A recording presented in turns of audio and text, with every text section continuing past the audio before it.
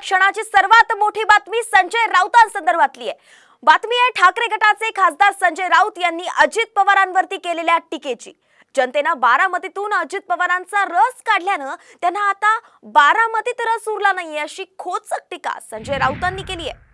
बारामतीमधून अनेक वेळा निवडणूक लढवली आहे, आता त्यात रस नसल्याचं वक्तव्य अजित पवारांनी केलं होतं। त्यांच्या या वक्तव्यामुळेच बारामतीतून जय पवारांना उमेदवारी मिळणार का अशी चर्चा सुद्धा रंगली आहे आणि त्यातच संजय राऊतांचं आता हे वक्तव्य।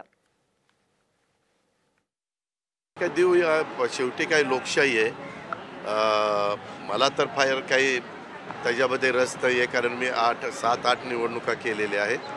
त्याच्या संदर्भामध्ये जर आमच्या जनतेचा तसा कल असेल कार्यकर्त्यांचा तर पार्लमेंटरी बोर्डामध्ये जरूर तोही विचार केला जाईल। बारामतीमध्ये रस राहिला नाही, कारण बारामतीकरांनी लोकसभेत त्यांना पिळून काढलाय, अख्खा रस निघालाय त्यांचा।